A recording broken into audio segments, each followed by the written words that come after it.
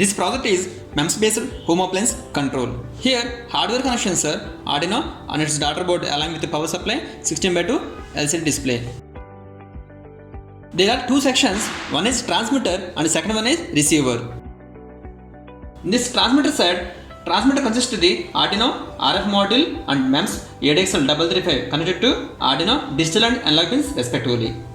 On receiver side, receiver consists of the Arduino and RF module connected to Arduino digital pins respectively. Here, AC light and DC fan controlled by relays which is connected to Arduino digital pins. Now power on this.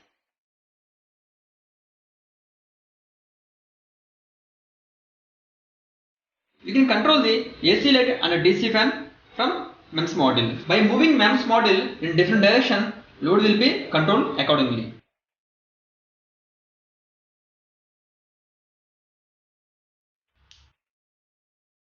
We can see here fan on,